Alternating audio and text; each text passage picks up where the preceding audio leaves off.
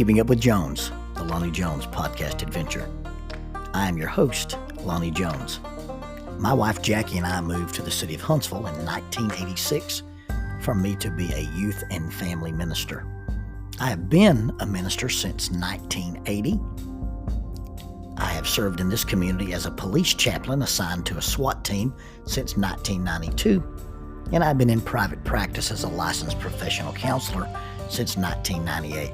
I'm also an adventure educator and an avid outdoorsman. I dabble in rock climbing and I goof around with Brazilian Jiu-Jitsu.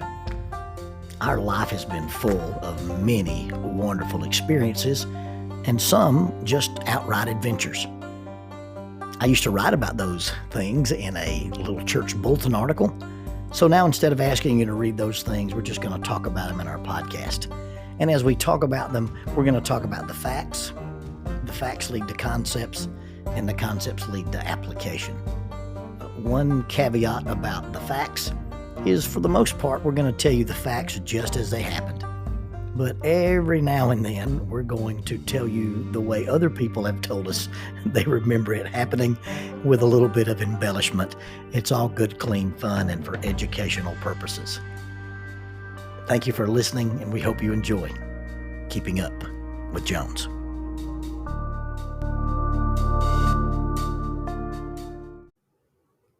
The Jack Zorn Scholarship is named after the founder of Lads to Leaders, who is also a Faulkner alumnus. This scholarship is meant to help address the minister shortage in the churches of Christ. It provides a completely free tuition to qualified students who are majoring in either Bible or ministry and are committed to becoming a minister after graduation. Applicants who have been accepted for admission and completed all scholarship requirements by December the 15th each year will receive priority consideration. You can apply for this at faulkner.edu and click Apply Now. Faulkner.edu, click Apply Now, or for more information and a review of the requirements, visit faulkner.edu/Zorn, Z-O-R-N, faulkner.edu/Zorn, or contact admissions at faulkner.edu. Faulkner University is a sponsor of Keeping Up with Jones, the Lonnie Jones podcast adventure. I had been invited to be a guest speaker in Cookeville, Tennessee. The event was going to be a 2-day thing. We're going to have a youth emphasis day on a Saturday, and then I was invited to stay over and speak at the main worship assembly on Sunday. My overnight accommodations were at the home of a charming gentleman known as Leighton Sissom. Mr. Sissom had built a replica cabin on his property, and he used it plus his house to house the guest speakers and other people that would come through visiting missionaries or whatever. And we were all visiting in the den or the great room of his home. I think it was me and J.D. Swartz and some other guys. And he simply told us he was a retired teacher. Well, after Mr. Sissom retired for the evening, I looked around the library and discovered that in his library were engineering texts that had been authored by him. Oh yeah, he was a retired teacher, but he's a retired professor of engineering at Tennessee Tech. The next day at breakfast, I apologized for not calling him Dr. Sissom, and then asked him, hey, besides building replica cabins, what does a retired engineering professor do? And he explained that he did some consulting on the side as a forensic engineer. He was a forensic engineer for lawsuits. He told the story of how he'd won a major case against a motorcycle company, which will remain nameless, in which he demonstrated in court that the placement of a spark plug on a specific model of the bike had been placed such that if you had to lay the bike over and slide it, the spark plug was placed in a sufficient way so that it would generate sparks, not inside the internal combustion engine, but against the pavement, and lead to that plug creating those sparks, and those sparks igniting any fuel that might be leaking in case that this bike was involved in an accident. And he was representing a lawyer and a man who'd been burned very severely because he'd slid his bike and a fire had ensued, almost like a Hollywood stuntman. Because typically cars in accidents don't burst into flames, but this particular motorcycle did. He regaled us with the story how he'd entered the courtroom as an expert witness wearing these really thick welding goggles, a pair of welding gloves, and he ignited a pan of oil due to a flash spark and much looked like the Wizard of Oz. He said the one demonstration in and of itself won the court case. Well, as he's sitting here regaling us of all the things that he's proven that somebody did something wrong, I began to feel a little sick and I started to sweat just a little. You see, I was the owner of a ropes course. I did guiding, private guiding in both climbing and rappelling. And one of my roles in this little company was I was in charge of the risk management. This man was my enemy. You see, as we talked about engineering, physics, and lawsuits, he basically said, hey, if you're involved in something, whether it's operating a piece of equipment or you're doing some kind of adventure sport and someone gets hurt or something fails to do what it's supposed to do and it results in an injury, he said there's only three possible scenarios. It was either designed wrong, it was made wrong, or it was used wrong. Now, as the guy who is bringing people out into the wilderness or walking them onto a challenge course and saying, hey, I want you to climb these rocks. I want you to climb this tower. I want you to zip this line. I want you to jump off this platform. I want you to swing from this giant swing. That was my world. Because if somebody got hurt, it was either because the equipment failed or somebody failed to do what they were told to. Now, if the equipment fails, then it's going to go back to, hey, did you use the equipment wrong? Did you set it up in a way that it wasn't supposed to be set up? Or did the person do something stupid and then they blame you? Well, he told us to do it this way. And so as we talked about risk management and surviving in this industry, we basically came up with three concepts. Everything either had to be fail-proof, foolproof, or fail-safe. Fail-proof is the way it's made. Foolproof is the way it's used. And fail-safe or redundancy is in case one of the two primary errors occurs or you get the worst case scenario, you still have some hope for survival. Now, I debated the idea of redundancy all the time in the ropes course industry. Because, in the ropes course industry, the governing bodies, the ACCT and the PRCA, Project Adventure, OSHA, and ANSI, for all the emphasis that those guys put on redundancy, you've got to use two lanyards, you've got to use two carabiners, you've got to have a backup system on your pulley, you've got to have a backup on your bolts. But in the end, the users were wearing one harness, they were attached to one rope, and they had one lifeline cable. Three different things that if any one of those things failed, it would be catastrophic. And the same thing was true in climbing and rappelling. For all of the anchors and the pins and the pitons and the chocks and the hexes and the cams and the carabiners, if the rope fails, Mr. Gravity wins. And wins violently because of sudden deceleration trauma. Primary cables do not fail. Dynamic kern mounted ropes do not fail. And if you operate on the chance that those things are going to fail or they're likely to fail, and you couldn't operate without redundancies, then you couldn't climb at all. There are certain situations where you have to believe that the thing that you're involved with cannot fail, or the probability, a possibility may exist, but the probability is so rare that you go ahead and behave as if it can't fail. And if you can't wrap your mind around that concept, then you can't climb. So there are some things that we used in the climbing industry that were fail-proof.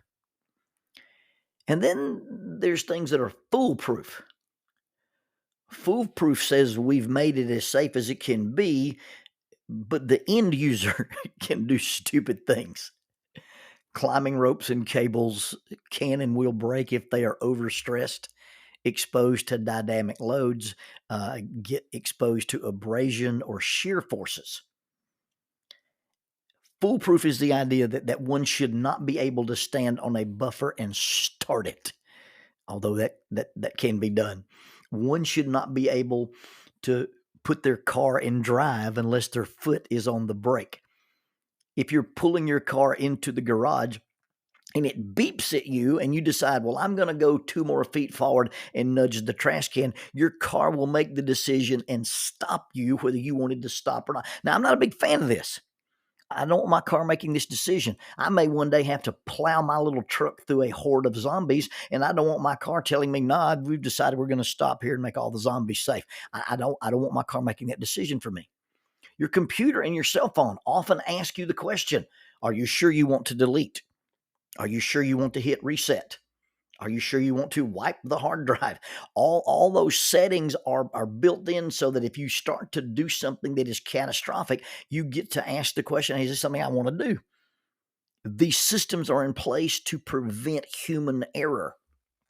Now, I heard a comedian joking about this. He said he bought his wife a new car, and he said there's just too many safety things. There's lights that line up in the mirrors to keep you from changing lanes, and you have to have clearance before you can get from one lane to the other. If you try to go into this lane without turning on your blinker, your car will resist you. He said, I was in my wife's new car, and I was backing out of the driveway, and all of a sudden this little TV screen pops on, and it shows this safety video of a kid being run over on a skateboard. Who needs that kind of distraction? Foolproof is the idea that it protects us from fools and protects fools from themselves. And then the next thing you talk about is fail-safes. Some people call this as a redundant system. Redundant or fail-safe is the inoculation against Murphy's Law and Finagle's Law that we talked about last week. Murphy's Law says if there's 2 ways for something to happen and one of them will result in a catastrophic failure, then someone will do it that way. And then Finagle's law is the idea that the worst possible thing can happen at the worst possible time. Well, fail-safes are inoculations against those 2 concepts. When it goes wrong, for surely it will, then there is another system in place to make up for the failure. And there's another system in place to make up for when somebody does the thing they're not supposed to do or uses it in a way it wasn't supposed to be used. Fail-safes or redundancies protect us from the scenarios where the fools outsmart the safety protocols. The example of a fail-safe, I've always been fascinated by the guys who work on utility poles. I love to watch the system.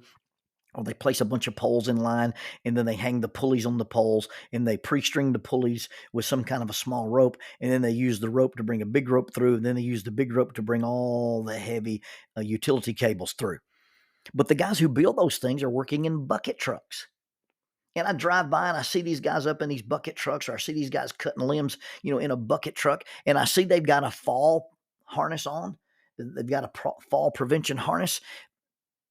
But all it's doing is preventing them from falling out of the bucket. My question is, what if the bucket falls? You see, I see these guys up there in these cherry picker buckets, and I think, hey, you need a rope attached from you to the pole. You need a rope attached to you and also to a tree so that if the bucket leaves you don't ride it to the ground. Well, it turns out that these bucket trucks have a hydraulic thing, and it's called a pilot operated holding valve. Who knew? It was explained to me, and the best I can do with that explanation is that this valve only allows the machine to work with positive pressure. And if for some reason that pressure stops or there's a leak that develops, this valve, this pilot valve, will restrict the flow out of the cylinder, and then you maintain the positive pressure of this hydraulic system staying in place. And it prevents a catastrophic failure. Now, if I didn't explain that to you sufficiently, buy Daryl Pickles lunch and he'll educate you. So you have things that should be fail-proof, and we hope we can make them foolproof. And then we have things that are fail-safes in case the first 2 don't work. But just because something is unbreakable doesn't mean you should try to break it. It's designed to be unbreakable because it was built right and used right. Now, in relationships, those who suffer with or suffer from personality disorders often test the fabric of relationships just to see if they'll break or not. Now, this is misuse and sometimes sabotage. You see, fear of abandonment often results in abandonment because the bond is repeatedly tested. How much do you love me? Do you love me as much as I love you? And you test that bond, and not for integrity, but just for security, and it's not being used right. Or, you form a bond in a relationship, and it's to feel some emptiness, it's to feel some self-worth, it's to feel some self-concept deficit. Using relationships for those kind of things means the relationship wasn't built right, and it wasn't built for the right reasons. You see, in our relationships with friends, families, churches, communities, we have to assume that we started out with systems that are built with the potential for imperfection. They are imperfect. They're designed to be perfect, but they are imperfect. They're not made right because of the imperfect components. They are not fail-proof, and they are not foolproof because they involve people. And people are imperfect. And imperfect people act foolishly. Imperfect people are fooled. And imperfect people get caught up in foolishness. Now, let's make the distinction that we're talking about normal, flawed systems. I'm not talking about toxic, unhealthy, abusive, severe case scenarios. I'm talking about, you got two relatively healthy people. They're just imperfect, and they're trying to work out a relationship that is not fail-proof because it involves imperfect components, the people. I don't want a relationship that has the possibility of failure. I don't want to get hurt. Some people may say, I don't want to get hurt again. I want to feel secure. And we all want that kind of security. Some people ensure their safety with a failsafe. Some people ensure their security with a failsafe. If this gets hard, if it doesn't work, and sometimes that usually means if it doesn't work like I want it to work or expected it to work, or I have to work harder than I thought I'd have to work to make it work, then I'll just go somewhere else. I'll just do something else. I'll go back home. I'll go to my mom's. I'll find somebody else.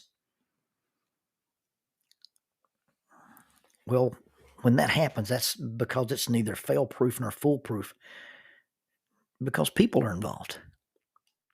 And so I understand that when I get involved with people, that it has potential for failure and it has potential for foolishness. Relationships should not come with contingency plans. People get married and say, well, and if it doesn't work out, no, you got married. It should work out. It has the potential not to, but you should overcome that potential with different kinds of fail-safes than the ones we've already talked about. You see, if I get into a relationship and I've already got a contingency plan, if I enter into a relationship with the idea that, well, if this doesn't work, I'll do something else, maybe I should ask myself, what am I doing in the first place? You see, if I enter into a relationship and say, well, this doesn't work out, I'll just move on, that says something about me that I'm unwilling to address, or something about the other person that I've chosen to ignore. There are only two reasons things break. They're made wrong or they're used wrong. And we already know most of our systems have an inherent flaw in them, and that would be us, the people involved. And not just me, but the other imperfect people as well. So to make up for the flawed component, we probably need to change the usage parameters, how it's used, our behavior, how we treat other people and how we react to the treatment we receive from other imperfect people. There are no fail-proof and there are no foolproof relationships.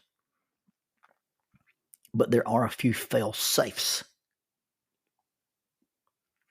Patience is the fail-safe when perfection fails.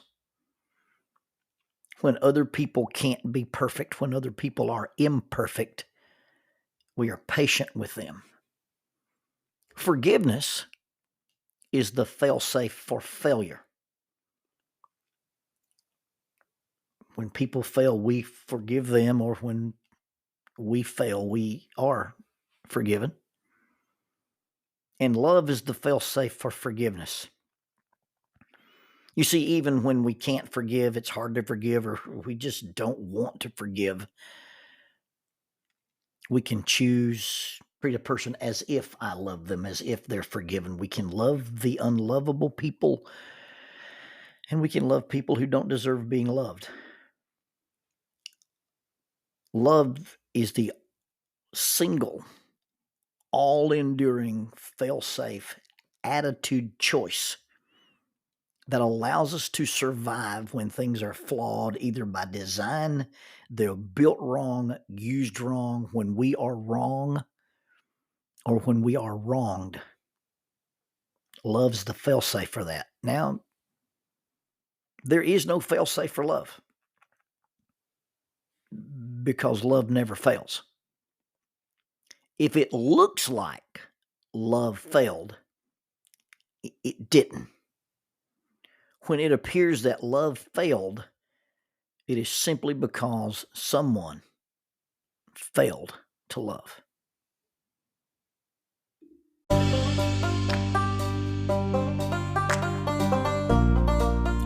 Using the tool of shortwave radio, World Christian Broadcasting literally covers the world every day with the gospel.